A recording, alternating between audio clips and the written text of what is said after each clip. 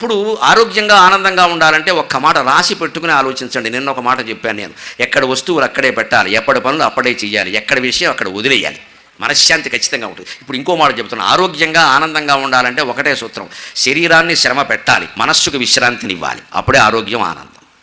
AC కారణంగా చెమట పట్టదు, దానివల్ల వచ్చే రోగాలు వేరుగా ఉంటాయి. చెమట పట్టకపోవడం గొప్ప విషయం అనుకోకండి. చెమట పడుతూ ఉంటే మనలో ఉండే రకరకాల దోషాలన్నీ చెమట రూపంలో బయటికి పోతాయి. ఇప్పుడు ఏసీల కారణంగా ఏమయ్యాయి, ఏసీకి చెమట పట్టింది, మనకు రోగాలన్నీ మన దగ్గరే ఉన్నాయి. మన లోపలికి వెళ్ళే రోగాలన్నీ బయటికి వెళ్ళే అవకాశం లేకపోతే లోపలికి వెళ్తాయండి. నిన్న మనస్సు గురించి చెప్పుకున్నాం కదా, మనస్సును బయటికి వెళ్ళిపోతే లోపలికి వెళ్తుంది, బయటకు వదిలేస్తే బయటికి పోతుంది. చెమటను బయటకు పోనివ్వాలి, చెమట పట్టే పనులు చేయాలి, శరీరాన్ని శ్రమ పెట్టాలి, కూర్చోబెట్టాలి, లేపాలి, గుంజీలు తీయించాలి. రోజు మొత్తం మీద ఏ కారణంగానైనా ఆడ మగ 50 సార్లు కూర్చోవాలి, 50 సార్లు లేవాలి.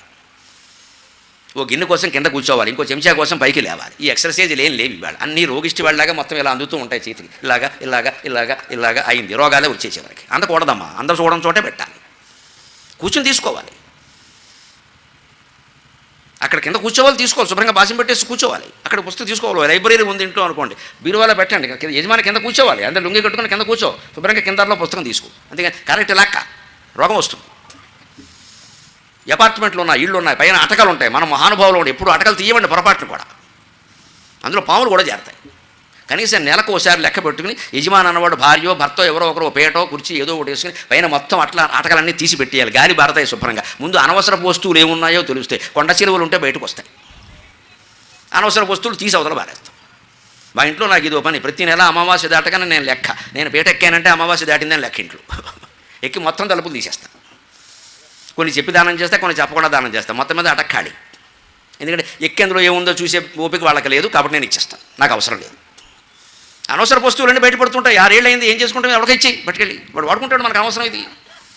అట్లా ఖాళీ అయింది శుభ్రంగా, గాలి దగ్గరింది. మనకి వ్యాయామం అండి, అన్ని గదుల్లోనూ పీటెక్కి అలా తలుపులన్నీ తీసి మళ్ళీ సాయంత్రం తలుపులన్నీ వేయడం వల్ల నేను అప్పుడు 72 కేజీలే ఉన్నాను, నేను చూసుకున్నాను 72 కేజీలే ఉన్నాను, 10 కేజీలు 1 కేజీ కూడా పెరగల. ఇవన్నీ చిన్న చిన్న వ్యాయామం. ఇది మానేసి మనం ఏం చేస్తాం, జిమ్కి వెడదామా, జమ్ముకి వెడదామా, థ్రెడ్మిల్ తెద్దామా, ఎందుకు పని లేక, జాకెట్లు డ్రాయర్లు బనీళ్ళు అన్నీ ఆరేయడానికి తువాళ్ళును, ఎందుకు థ్రెడ్మిల్ పని లేక. ఇది ఒకటి కొండ ఇక్కడ 50,000 పెట్టి దాన్ని ఒక గదిలో పెట్టాం, 4 రోజులు వాడడం, తర్వాత రుమాళ్ళు అని తువ్వాళ్ళు అన్నీ ఆరేయడం, దానికోసమా. కొబ్బరితాడు కడితే సరిపోయింది కదా, ఇది ఎందుకయ్యా. ప్రతిదానికి యంత్రం కావాలి మనకి.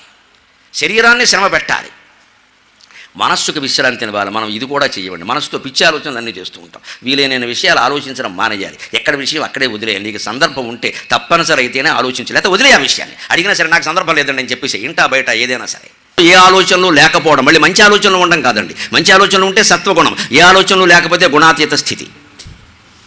గుణానేతానతి చత్రీన్ దేహి దేహ సముద్భవాన్ జన్మ మృత్యు జరా దుఃఖేర్ విముక్తో అంటాడు భగవద్గీత 14వ అధ్యాయంలో.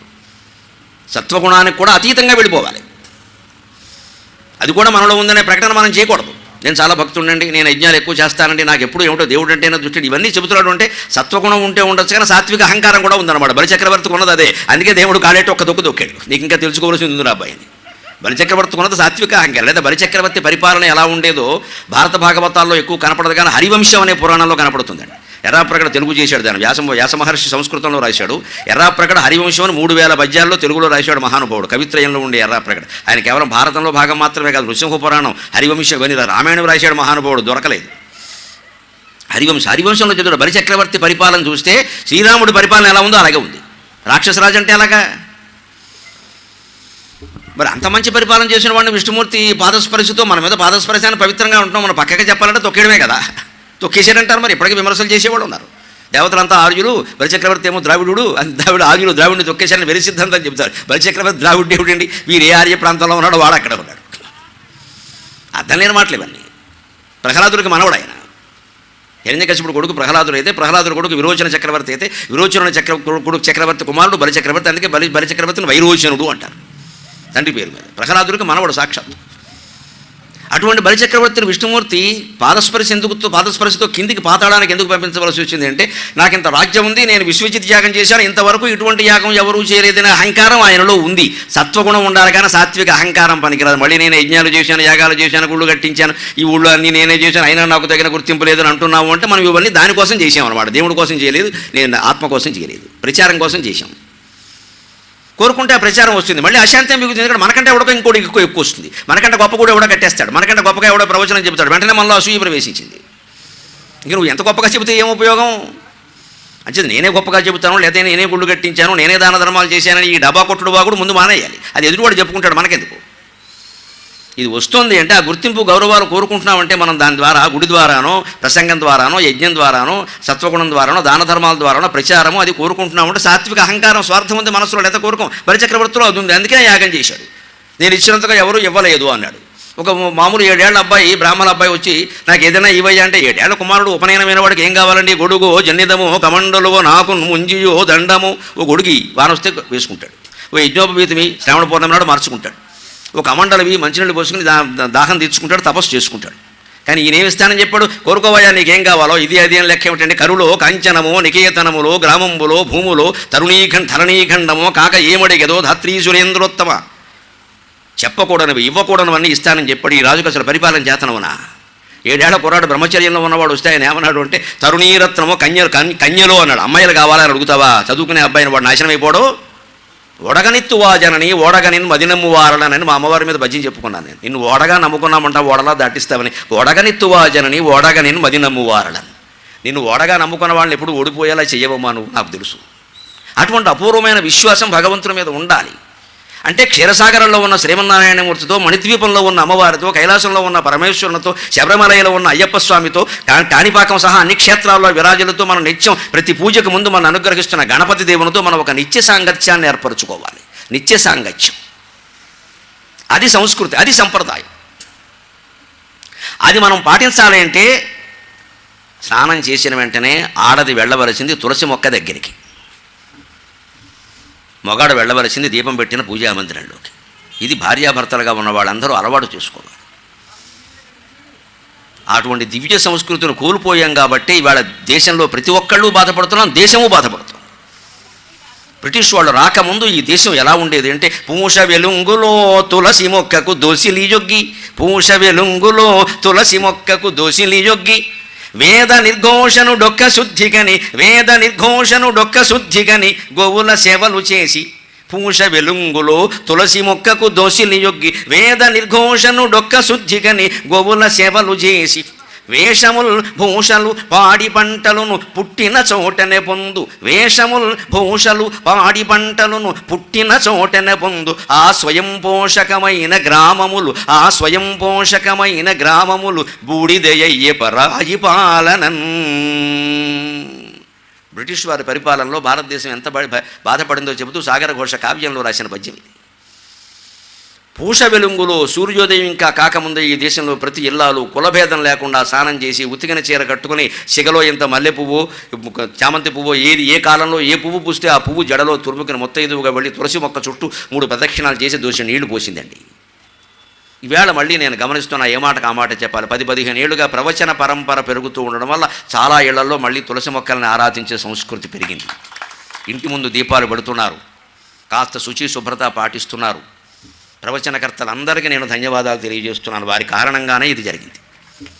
దాని మహిమ దీని మహిమ ఏదో కాస్త చెప్పడం వలన ఆ దృష్టి ఏర్పడింది. మేము హైదరాబాద్లో 2011లో వెళ్ళినప్పుడు మా ఎదురు అపార్ట్మెంట్లు ఎలా ఉండేవి, ఇప్పుడు అలా లేవు. శుభ్రంగా పొద్దున లేవగానే ఇళ్ళాలు బయటకు వచ్చి దీపాలు పెట్టేస్తుంది, ఇంట్లో దీపం పెడుతుంది పూజా మందిరంలో. అసలు 5-6 గంటలకు ముందు లేచి స్నానాలు చేయాలనే ఆలోచన ఆడ మగ అందరిలో వచ్చింది, చాలా భాగం వచ్చింది, ఇంకా రావాలి. అదే మన సంస్కృతి. మొక్కల్ని ఎందుకు పూజిస్తాం? వాటి వెనకాల విజ్ఞాన శాస్త్రం అంతా ఉంది. తులసి మొక్క ఇంటి ముందు ఉంటే కీటకాలు రావు, లక్ష్మీ తులసి, కృష్ణ తులసి, కృష్ణ తులసి ఉంటే పాములు రావు. ఆ వాసన వాటికి పడదు. ఇవాళ మనం దోమల కోసం గుడ్ నైట్ అని, ఆల్ అవుట్ అని రకరకాలు పెట్టుకున్నాం. కొన్ని రకాల మొక్కలు ఇప్పటికీ వృక్షశాస్త్రం తెలిసిన వాళ్ళు చెప్తారండి, ఆ మొక్కను మీరు పడగదిలో పెట్టుకుంటే దోమలు రావమ్మా, ఇవన్నీ అవసరం లేదు. ఆల్ అవుట్ పెట్టామంటే అర్థం ఏంటంటే దోమలు ఆల్ అవుట్ కాదు, మీరే ఆల్ అవుట్, దోమలే ఉంటాయి. ఈ మొక్కలు 2 మొక్కలు బెడ్రూమ్లో పెట్టామనుకోండి, దోమలకి కీటకాలు హరించే మొక్కలండి అవి. ఆ వాసన వాటికి పడదు, వెళ్ళిపోతాయి. మనకి అవి వెళ్ళిపోవడం కావాలి, చచ్చిపోవడం కాదు కదా. వెళ్ళిపోతే చాలు, మనకెందుకు, మనం కొట్టుకుంటా ఉంటే చాలు. ఇక్కడ ఆల్ అవుట్ పెట్టడం, అక్కడ గుడ్ నైట్ పెట్టడం, సాయంత్రం అయ్యేసరికి పోతే వీరాభిమన్యులాగా ఓ బ్యాట్ ఒకటి వేసుకు బయలుదేరడం, 200 పెట్టుకొని టిక్కు ఎన్ని కొట్టినా వస్తాయి. ఇక్కడ నేను ఎత్తిమి కొట్టుకో గొడవ వదిలిపోతుంది. ఇది పనిగట్టుకుని చేసే హింస అండి, ఇది పాపం అండి. ఇది మనం పనిగట్టుకు చేస్తున్నాం. అవి కూడా సృష్టిలో ఉన్నాయి, పరిపాలించేవాళ్ళు వాటి గురించి కూడా పట్టించుకోవాలి. పురాణాల్లో చెప్పారు, పాలకుడు అంటే మనుషులకు మాత్రమే కాదు, పశువులకు కూడా, కీటకాలకు కూడా, సమస్త జీవరాశికి పాలకుడే. జీవరాశికంతా అన్యాయం చేసి మనుషులకు మేలు చేస్తే వాడు దుష్పాలకుడు అవుతాడు కానీ సత్పాలకుడు కాదు. సమస్త జీవరాశికి. అభిజ్ఞాన శాకుంతల నాటకంలో కాళిదాసు చెబుతాడు అద్భుతమైన మాట. అక్కడ శకుంతలను ఆయన సమీపించినప్పుడు దుష్యంతుడు ప్రవేశపెట్టడానికి మంచి సందర్భం కావాలి కదా. ఈ శకుంతల ముఖం పద్మల్లా ఉంటుందిగా, అమ్మాయి అందమైన అమ్మాయి కదా, మరి అందులో క్షత్రియుడు విశ్వామిత్రుడికి పుట్టింది, మేనక అప్సరసకి పుట్టింది, అందంగా ఎందుకు ఉండదు, అందుకని అందంగా ఉంది ఇవిడ. ఆ అందమైన ముఖం పద్మలా ఉందిట. ఆ పద్మ మీదకి తుమ్మెదలు మాటిమాటికి వాళ్తున్నాడు, అందుకని ఇలా కొట్టి రక్షమాం రక్షమాం రక్షమాం ఉంటుంది. వెంటనే రక్షించేవాడు రాజే కదా అని దుష్యంతుడు ప్రవేశిస్తాడు. అది కాళిదాసు గొప్పతనం. రక్షించేవాడు రాజే కదా, అందుకని వచ్చి తుమ్మెద నుంచే రక్షించేది. అదో సందర్భం. అంటే కీటకాల బారి నుంచి ప్రజల బారి నుంచి కీటకాలను కూడా రాజు రక్షించాలండి. కీటకనాశనం జరుగుతుంటే రాజుకి నష్టం జరుగుతుంది. ఆయన రాజ్యంలో అవి కూడా ఉన్నాయి. మన ఇంట్లో మనమే ఉండవమ్మా, దోమలు ఉంటాయి, వాటి నువ్వు కుట్టకుండా చూసుకో, కానీ మొత్తం లేకుండా చేస్తానంటావేంటి? దోమలకేం ప్రత్యేకమైన ఆవాసాలు లేవు కదా. మరి మన దోమలు ఎక్కడి నుంచి వచ్చాయి? మన మురికి కాలువల వల్ల వచ్చాయి. మురికి కాలువలు మన వల్ల వచ్చాయి, దోమల వల్ల రాలేదే. డ్రైనేజ్ కాలువ మన వల్ల వచ్చిందా, దోమల వల్ల వచ్చిందా? మన వల్ల మురికి కాలువలు వచ్చాయి, మురికి కాలువలో దోమలు వచ్చాయి. లేకపోతే అవి కుట్టనే పుట్టవు. మనం చంపేస్తే అలాగ భారతీయ సంస్కృతి దానికి అంగీకరించు. దానికోసం ఏం చేయాలి? నివారణోపాయం చేసుకో. అవి ఇంట్లోకి రాకుండా చూసుకో. ముఖ్యంగా పడుకునే గదిలోకి రాకపోతే చాలు. పగలంత బాధే ఉండదు వాటితోటి. పగలు ఈగల బాధ, రాత్రి దోమల బాధ అంట. అందుకని పగలు ఈగల బాధ, రాత్రి బాధ. పగలు ఈగల బాధట, రాత్రి దోమల బాధట, ఒక్కో రాత్రి దొంగల బాధట. ఈ 3 బాధలు ఎప్పుడప్పుడు ఉంటాయి. కానీ ఎప్పుడు ఉండే బాధ ఏమిటంటే భార్యకి భర్త బాధ, భర్తకి భార్య బాధ. ఇవి ఎల్లకాలాల్లో ఉంటాయి, రాత్రి పగలు కూడా ఉంటాయి అన్నారు. మశక మత్కుణ రాత్రౌ మక్షిక భిక్షుక దివారాత్రౌ ప్రభాదేతే ధూర్తా భార్య పిపీలిక అన్నాడు శాస్త్రంలో. పనికిమాలిన భార్య కానీ పనికిమాలిన భర్త కానీ ఒకరినొకరు బాధ పెట్టుకుంటూ ఆక్షేపించుకుంటూ ఉంటారు. వాడికి పొగలు లేదు, రాత్రి లేదు, పడుకునే వరకు తిట్టుకోవడమే పని, లేచాక మళ్ళీ తిట్టుకోవడమే పని. ఇదంతా పిల్లల ముందే జరుగుతుంది, లైవ్లో ప్రత్యక్ష ప్రసారం అన్ని కేంద్రాల్లోనూ. ఇంక పిల్లలు అలాగే తయారవుతారు. తల్లిదండ్రులు తిట్టుకుంటూ నిద్రలేస్తే పిల్లలు కొట్టుకుంటూ లేస్తారు. ద్రోణాచార్యుడు రజోగుణం పెంచేసుకుని బాగాను వదిలేయవలసిన 2 వ్యవహారాన్ని వదిలేయకుండా ద్రౌపదుణ్ణి, ఆయన రాజ్యాన్ని, ఆయన సైన్యాన్ని సమస్తం నాశనం చేయాలని చూశాడు. అందుకే ఆయనకి ఎటువంటి కొడుకు పుట్టాడు? అశ్వత్థామ పుట్టాడు. బ్రాహ్మణ కులంలో అటువంటి వాడు పుట్టాడు, అసలు సాధ్యం కాదు. పుట్టాడు. ఆయన రజోగుణంతో పుడితే ఈయన తమో గుణంతో పుట్టాడు. అర్ధరాత్రి పాండవుల శిబిరం మీద దాడి చేసి యుద్ధం చేయకుండా నిద్రపోతున్న వాడని 3000 మందిని చంపేశాడు, ఊసకోత కోశాడు. ఒక బ్రాహ్మణుడు చేసే పని ఇది. ఆ కులంలో ఇటువంటి లక్షణం ఉంటుందా? అసలు సత్వగుణం కదా బ్రాహ్మణ కులం అంటే. అందులో ఆ రోజుల్లో ద్వాపర యుగంలో ద్రోణాచార్యుడికి పుట్టాడు, ఏమి తక్కువ? ద్రోణాచార్యుడు అంటే భరద్వాజ మహర్షి మానవుడు ఎలా అవడం ఏమిటండి? ఎందుకు అవుతాడు? ద్రోణాచార్యుడు లోపం అది. ఈయన రజోగుణం పెంచుకున్నాడు, సత్వగుణం పెంచుకోవలసింది పోయి. పిల్లాడు ఏం చేశాడు? తమో గుణం, నాన్నగారు మీకంటే 2 ఆకులు ఎక్కువ చదివాను అన్నాడు. అంటే తల్లిదండ్రులు సరిగ్గా ఉంటేనే కదా పిల్లలు సరిగ్గా ఉండేది. మనం సరిగ్గా ఉన్నా వాళ్ళు ఉంటామని ఖచ్చితంగా చెప్పలేము. మనమే సరిగ్గా ఉండకపోతే ఇక వాళ్ళ నుంచి ఏం ఆశిస్తామండి? అంచేది అక్కడే ఉందంత. అంచేది లేవగానే ఈ సంస్కృతి తులసి మొక్క, దానికి పూజ చేయడం, అక్కడ ఏదో కాస్త నీళ్లు పోయడం, ఓ దండం పెట్టడం, ఇది కనపడాలి ఖచ్చితంగా. వేద నిర్ఘోషణుడొక్క శుద్ధిగని. వేదం చదవాలి, విన్నైనా వినాలి. బ్రాహ్మణోత్తములైన వాళ్ళు ఈ ప్రాంతంలో ఎక్కువ ఉన్నారని విన్నా. నమస్కారం పెట్టి కోరుతున్న వేదాన్ని వదలకండి. వేద నిర్ఘోషం ఇంట్లో వినపడాలి. ఎప్పుడు కుటుంబంలో ఒక్కడికైనా వేదం నేర్పాలి. నాకు చెప్పే అర్హత లేదు, కానీ చెప్పవలసిన వాడిని కాబట్టి చెబుతున్నా. వేదం వదిలేయడం వల్లే బ్రాహ్మణ కుటుంబాలు దెబ్బతింటున్నాయి. వేదం వదిలేసాం, వేరే వృత్తులన్నీ చేపట్టాం, అవి మనకి చేత కావు. ఇది వదిలేసాం, ఉన్నది వదిలించుకున్నాం, లేనిది మనకి పట్టలేదు, దరిద్రం అనుభవిస్తున్నాం. ఇంకేవో సాఫ్ట్వేర్ అండి, హార్డ్వేర్ అండి, అనవసరమైన వ్యవహారాలు ఇవ్వాలి. ఇవాళ వాళ్ళెవరు వేద పండితుల కంటే సుఖంగా లేరు. వేద పండితులు కాళ్ళకి కాళ్ళకి దండం పెట్టి డబ్బులు ఇస్తారు. సాఫ్ట్వేర్ వాడికి కవర్లో పెట్టిస్తారు, లేకపోతే బ్యాంకులో వేస్తారు. ఎప్పుడు వేస్తారో తెలియదు, చచ్చిపోతున్నారు. ఇప్పుడు ఈ వర్క్ ఫ్రమ్ వచ్చి ఇంట్లోనే తద్దినాలు పెట్టుకోవడం వచ్చిన తర్వాత రాత్రి పగలు దూరితే రాత్రి వరకు బయటికి రావట్లేదు మనిషి. ఇదా ఇంత అవసరమా? 12 గంటలు, 13 గంటలు, 14 గంటలు. పోనీ దీనికి ఏమైనా పెద్ద నెలకు 1 లక్ష ప్యాకేజీ ఉందంటే లేదు. 30,000, 25,000, 40,000 తీసుకుని చాకరీ చేయించుకుంటారు ఇక్కడ. ఇది మళ్ళీ వీడు 1,00,000, 2 లక్షలకు వచ్చే సమయం వస్తుంది కదండి, అప్పుడు తీసేస్తారు జీతాలు ఇవ్వలేక. బాగా చేస్తేనేమో ప్యాకేజీ పంచాలి కాబట్టి తీసేస్తారు, బాగా చేయకపోతే చేయలేదు కాబట్టి తీసేస్తారు. అదే వేదము శాస్త్రం నేర్చుకుని దాని మీద ఆధారపడి వచ్చిన దాంతోనే బతకగలిగితే ఎవడు మన తీసేవాళ్ళు లేడండి. వేదమాత కాపాడి తీరుతుంది. ఎప్పుడు వేద పండితులకు బుకింగులు మన భాషలో చెప్పాలంటే ఉంటూనే ఉంటాయి. అందులో 10-15 ఏళ్ల కారణంగా మనకి ఎక్కువ ఉగాది వస్తే ఎవడు దొరకడు అసలు. పంచాంగం చెప్పే వాళ్ళకి, జ్యోతిష్ శాస్త్రం చెప్పే వాళ్ళకి, వేదం చదువుకున్న వాళ్ళకి ఏం లోటు లేదండి. పౌరోహిత్యానికి కూడానండి. ఏదో కరోనా వల్ల ఇబ్బందులు వచ్చాయి కానీ మళ్ళీ ఉంటాయి, చేసుకోవచ్చు, పెద్ద ప్రమాదం లేదు. ప్రతి ఇంట్లోనూ శుభకార్యాలు, అశుభాలు, శుభానికి అశుభానికి రెండింటికి. అయితే యజ్ఞోపవీతం ఇటు లేకపోతే అటు, లెక్కే ఉంది, కుడి ఎడమ 2 మనమే. తిరుగునేను వృత్తి అండి. కానీ ఇవాళ ఒక వ్యామోహం, ఇంగ్లీష్ వ్యామోహం ఆవరించడం వల్ల బ్రాహ్మణుల కుటుంబాల్లో కూడా మేము సాఫ్ట్వేర్ అయితే పిల్లనిస్తాం, నెలకు 25,000 జీతమైనా సరే, 50,000 జీతం ఉన్నా సరే పురోహితుడికి, అర్చకుడికి పిల్లనిచ్చేవాళ్ళు లేరు. ఇవాళ చాలా యాతన పడుతున్నారు వాళ్ళు. ఉన్నవాళ్ళు పిల్లనివ్వరు, వేరే వాళ్ళని చేసుకుంటే వంకమర వాడు బతకాలా చావాలా?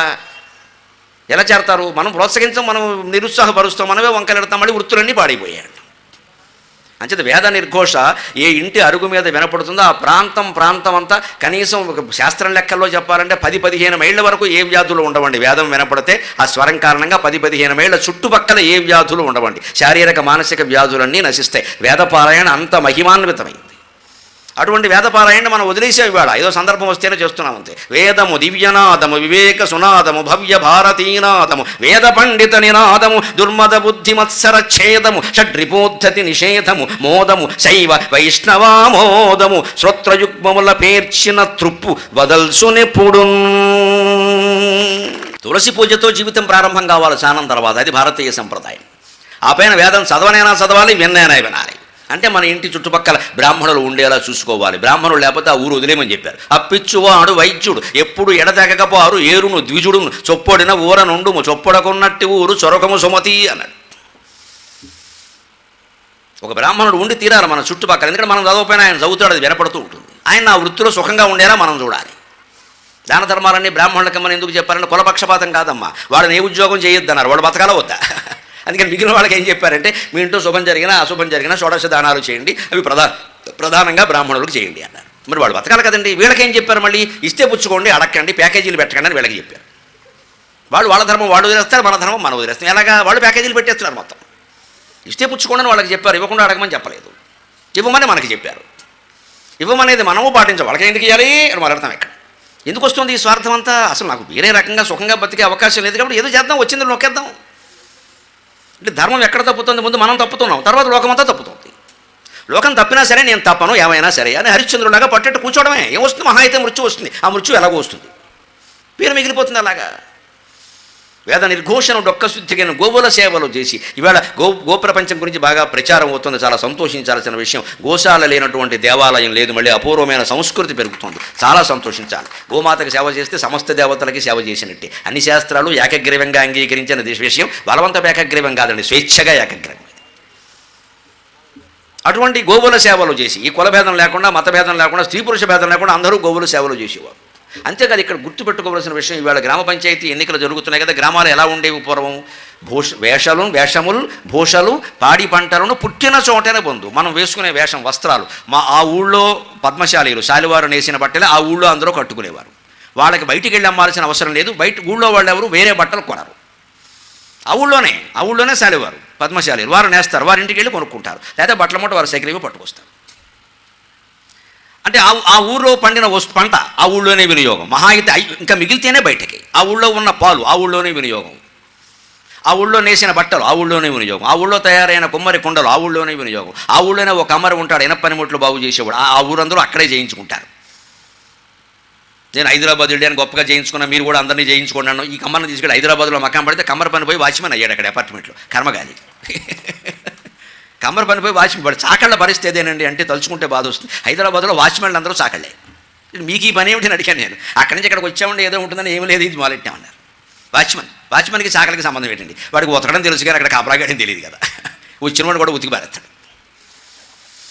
ఎందుకు వచ్చింది? వీళ్ళు ఒక వృత్తి నిమిత్తం ఏదో అక్కడికి వెళ్ళిపోయారు, ఆ వృత్తి సరిగ్గా లేదు అక్కడ. వాచ్మెన్ మాత్రం మళ్ళీ చాకల పని తప్పడం లేదు. అపార్ట్మెంట్ వాళ్ళకి అక్కడ ఇస్త్రీ అది ఇక్కడ చేసుకోవచ్చు కదా. ఏమైపోయే స్వయం పోషకమైన గ్రామం ఇవాళ బిచ్చగాళ్ళ గ్రామం కింద తయారైందండి. ఏ గ్రామం చూసినా మాకేదో ఇస్తారండి అనేవాడు తప్పితే నేను సంపాదించుకుంటున్నా అన్నవాళ్ళు లేరమ్మా ఇవాళ పల్లెటూళ్ళు. నాకెంత వస్తుందండి. ఎంత ఆశ్చర్యకరంగా మారిపోయాయండి గ్రామాలు. ఇదివరకు పరాయి పాలనలో జరిగాయన సాగర ఘోష కావ్యంలో రాశా. ఇప్పుడు మన వాళ్ళ పాలనలోనే ఇలా జరుగుతుంది. ఆ ఊళ్ళో తయారు చేసిన బట్టలు ఆ ఊళ్ళో వాళ్ళు వాడరు. అసలు ఆ ఊళ్ళో సాలివారు లేరు ఎవరు. ఎందుకంటే మరి వృత్తి లేకపోతే వాళ్ళు ఎందుకుంటారు? కుమ్మరు లేరు, ఎవరు పల్లెటూళ్ళు లేరు. పల్లెటూళ్ళు మొత్తం ఖాళీ అయిపోయాయి. అందరూ పట్టణాలకు వెళ్ళిపోయారు. పట్టణాలు పెరిగిపోయాయి, నగరాలు పెరిగిపోయాయి. అక్కడ నీళ్లు లేవు, టాయిలెట్లు కట్టడానికి కూడా అవకాశం లేదు. అంతా ఒకచోట గుమ్మిగూడితే ఎలా ఉంటుందండి? ఇప్పుడు నేను వస్తూ రాజుగారి నోట ఒక విచిత్రమైన మాట విన్నా. గునుపూడు శివారు భీమవరం విలేజ్ అని రాసేవారు పూర్వం. దస్తావేజులు చూసుకోండి మీరు. గునుపూడు శివారు భీమవరం విలేజ్. గునుపూడి పెద్దది, భీమవరం చిన్నది పూర్వం. ఇప్పుడు భీమవరం ముందు గునుపూడు ఎంత ఆశ్చర్యంగా లేదండి? పూర్వం దస్తావేజులు చూస్తే ఇప్పుడే చెప్పారు నాకు ఆయన వస్తుంటే. ఇదంటే ఆశ్చర్యం అన్న. గునుపూడు శివారు భీమవరం విలేజ్ పూర్వం దస్తావేజులు. గునుపూడి లెక్క మద్రాస్ స్టేట్లో, భీమవరం కాదు. అప్పుడు పశ్చిమ గోదావరి జిల్లా లేదు, కృష్ణా జిల్లా. గునుపూడి పెద్ద గ్రామం అయింది, దాని శివారు భీమవరం అయింది. ఇప్పుడు భీమవరం పెద్ద టౌన్ అయింది. గునుపూడి ఏమో చెప్పుకోవాలంటే గునుపూడి శివాలయం లేకపోతే గునుపూడి లేదు. గునుపూడి అంటే పంచారామం శివాలయం. కానీ ఇదివరకు గునుపూడే ప్రధానమ రాలంటే మొత్తం తిరగబడుతుంది చిత్రం అంతా. పై వాళ్ళు కిందకు వస్తున్నారు, కింద వాళ్ళు పైకి ఎడుతున్నారు. స్వయం పోషకమైన గ్రామం. ఆ ఊళ్ళో చదువుకున్న వ్యవసాయం చేస్తే ఆ ఊళ్ళోనే, కూలీలు కూడా ఆ ఊళ్ళోనే. మా చిన్నతనంలో మా గ్రామంలో కూలీలందరూ మా వాళ్ళే ఉండేవారు, మా ఊళ్ళో వాళ్ళే ఉండేవారు. వాళ్ళు ప్రత్యేకం ఆ వృత్తి చేసేవారు, వాళ్ళ పిల్లలు అదే పని చేసేవారు. ఇవాళ ఫీజులు కట్టాల్సిన అవసరం లేదని అందరినీ ఇంజనీరింగ్ చేయమన్నారు. ఫీజులు కట్టేవాళ్ళు లేడు, చదువు లేదు. ఫీజు రావట్లేదు, చదువు లేదు. అటు ఇటు కాకుండా అయిపోయారు. మొత్తం బూడిద ఎందుకయ్యి? ఇక్కడ స్వయం పాలక వ్యవస్థ. మన గ్రామం నుంచి వచ్చే పంట మనం వాడుకోవాలి, ఇక్కడ పండేదే మనం తినాలి. ఏ ప్రాంతంలో పండే పంటలు ఆ ప్రాంత ప్రజలకు తేలిగ్గా అరుగుతాయి. యోగ వాసిష్టంలో ఉంటుందన్నమాట. యోనామయధా గ్రీష్మే కల్పస్వేదాత్ భవేత్ క్రిమి తద్యద్యచ్చిత్కం శుద్ధ సత్యం యద్యత్ సత్యం శుద్ధ చిత్కం తజ్జీవో భవతి స్వతః అంటాడు. భగవంతుడు సృష్టి ఎలా చేశాడు అంటే పదార్థాన్ని పుట్టించట. ఆ పదార్థాన్ని తిని బతకవలసిన జీవిని అక్కడే పుట్టించట. దానికి లెక్క ఏమిటంటే చెమట పుట్టింది మన శరీరంలో. చెమటను ఆహారాన్ని తీసుకుని బతికే నల్లి అక్కడే పుట్టింది. ఇదివరకు నల్లులు బాగా ఉండేవి తెలుసు. ఇప్పుడు దోమలు ఎక్కువయ్యాక నల్లులు పోయాయి. నల్లులు బాగా ఉండేవి వీళ్ళల్లో. ఒక అల్లుడు అత్తారింటికి వెళ్ళాట. పరుపు మీద నల్లులు విపరీతంగా కుట్టేస్తున్నాయి. వాడు నాబోటి పండితుడే, సస్తాడా నల్లులు కుట్టేస్తుంటే. అందుకని వాడు అక్కడ అవధానాలు చేస్తాడు, పద్యాలు చెప్తాడు. అందుకని ఇంటికి వచ్చిన వాడు ఎవడో గట్టే, ఏమండి దేవతలు కదండి, విష్ణుమూర్తి శివుడు అందరూ కూడా కైలాసంలో ఒక ఆయన పడుకున్నాడు, ఇదేమిటి వైకుంఠంలో ఒక ఆయన పడుకున్నాడు, అదేమిటంటే శుభ్రంగా వాళ్ళ ఇంట్లో వాళ్ళు పడుకోవచ్చు కదండి, అత్తారింట్లో ఎందుకు అన్నట్టు. వాడు ఒక్కడే కాదబ్బాయి, శివుడు అద్రిని శయనించుట, రవిచంద్రుడు మెంటనుంట, రాజీవక్షుండ విరళముగ శేషునిపై పవడించుట, నల్లి బాధ పడలేక జుమీ అన్నట్ట. శివుడు కైలాసంలో మంచు కొండ మీద పడుకోవడం, శ్రీ మహావిష్ణువు ఆదిశేషుడి మీద పడుకోవడం, సూర్యుడు ఎప్పుడు ఆకాశంలోనే తిరుగుతూ భూమి మీదకి పొరపాటును కూడా రాకుండా ఉండడం, చంద్రుడు కూడా ఆకాశంలో ఉండడం, ఎందుకంటే నల్లుల బాధ పడలేక అన్నట్ట. వీడు ఇక్కడ పడుతున్నాడు, ఆ నల్లులు పుట్టేసి, అందుకని అదే అంటగట్టాడు. అంతగా ఉండే ఆ నల్లి ఎక్కడ పుడుతుంది? మనిషి చెమటలోంచి నల్లి పుడుతుంది. తర్వాత నల్లికి మళ్ళీ సంతానం కలగచ్చు, అది వేరే విషయం. కానీ అసలు ఏమీ లేని చోట ఇంట్లో కూడా బాగా చెమట పడితే ఒంటికి నల్లులు పుడతాయి. ఇప్పుడు నల్లులు ఎందుకు పుట్టట్లేదో తెలుసా? ఏసీ లేని ఇల్లు ఎక్కడుంది, అందుకని నల్లులు పుట్టట్లా, చెమట పట్టట్లేదు, నల్లులు పుట్టట్లేదు.